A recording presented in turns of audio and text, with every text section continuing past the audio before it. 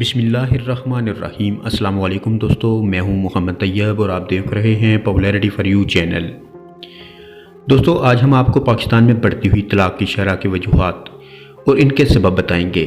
ہمیں امید ہے کہ ان کو سننے اور جاننے کے بعد آپ سب اس ویڈیو سے ضرور مستفید ہوں گے۔ ہماری ہر وقت یہی کوشش ہوتی ہے کہ ہم اپنے سننے والے بھائیوں اور بہنوں کو اس چینل کے ذریعے اچھی باتیں بتا سکیں تاکہ اس چینل کے ذریعے سب کا بھلا ہو سکے۔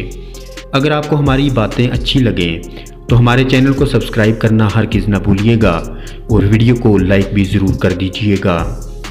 دوستو آپ کو پاکستان میں بڑھتی ہوئی طلاق کی شرح کی وجوہات بتانے سے پہلے آپ کی توجہ پاکستان کے سب سے بڑے شہر کراچی کی طرف مبذول کرتے ہیں تاکہ آپ کو اچھی طرح سمجھ آ سکے۔ دوستو آپ کراچی کی مثال لے لیں، جہاں 2010 میں طلاق کے 40,410 مقدمات رجسٹرڈ ہوئے۔ 2015 میں صرف خلا کے 13,433 سے زیادہ مقدمات نمٹائے گئے تھے۔ چیئرمین آربیٹریشن کونسل اسلام آباد کے مطابق صرف لاہور شہر میں 2017 میں خلا کے واقعات 18,901 سے بڑھ کر 20,000 تک پہنچ گئے۔ آپ کمال ملاحظہ کریں، گجرانوالہ میں ماسٹرز کی طالبہ نے وین ڈرائیور کے چکر میں اپنے پڑھے لکھے محبت کرنے والے شوہر سے طلاق لے لی۔ یہ میرے نہیں، سیشن کورٹ گجرانوالہ کے الفاظ ہیں۔ آپ حیران ہوں کہ صرف گجرانوالہ شہر میں 2005 سے 2008 تک طلاق کے 75,000 مقدمات درج ہوئے تھے۔ ایک نیوز رپورٹ کے مطابق محض 10 مہینوں میں 12,913 خلا کے مقدمات تھے۔ صرف ستمبر کے مہینے میں گجرانوالہ شہر میں 2,385 خلا کے مقدمات آئے۔ آپ ہماری جینے مرنے کی قسمیں کھانے والی نسل کی سچی محبت کا اندازہ اس بات سے کریں کہ 2017 میں 5,000 خلا کے کیسز سامنے آئے، جن میں سے 3,000 لو میرج والے کیس تھے۔ پاکستان کے دوسرے بڑے اور پڑھے لکھے شہر میں روزانہ اوسطاً 150 طلاقیں رجسٹرڈ ہوتی ہیں۔ اس سے انکار نہیں ہے کہ ان میں سے بہت سارے واقعات میں عام طور پر سسرال والوں کا لڑکی سے رویہ اور شوہر کا بیوی کو کوئی حیثیت نہ دینا بھی اصل وجوہات ہیں۔ لیکن آپ کسی بھی دارالافتاء چلے جائیں، ہفتے کی بنیاد پر سینکڑوں خطوط ہیں جو خواتین نہیں مرد حضرات لکھتے ہیں اور پوچھتے ہیں کہ ہماری بیوی کو کسی اور کے ساتھ محبت ہو گئی ہے، وہ مجھ سے طلاق مانگ رہی ہے، میرے چھوٹے چھوٹے بچے یا بچہ بھی ہے، بتائیں کیا کروں۔ آپ قرآن کا مطالعہ کریں، سورہ بقرہ سے لے کر والناس تک چلے جائیں، آپ کو نماز، روزہ، حج، زکوٰۃ میں سے کسی ایک فرض کی تفصیلات نہیں ملیں گی۔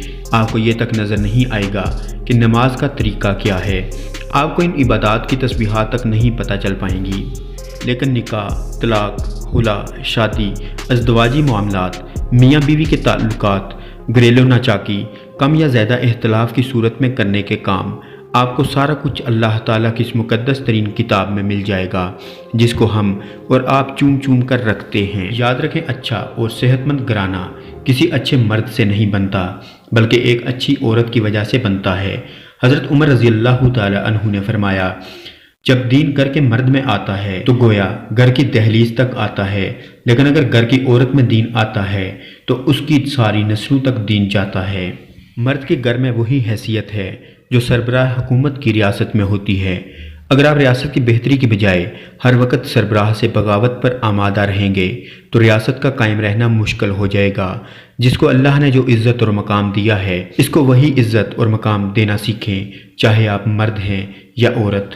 ایک مثالی گھر ایک مثالی خاندان تشکیل دیتا ہے اور ایک مثالی خاندان سے ایک صحت مند معاشرہ وجود میں آتا ہے، اور یہی اسلام کی منشا ہے۔ دوستو امید ہے آپ کو ہماری یہ ویڈیو پسند آئی ہوگی۔ اس کو اپنے دوستوں کے ساتھ ضرور شیئر کیجئے گا تاکہ ہماری اس کاوش کا زیادہ سے زیادہ لوگوں کو فائدہ ہو سکے۔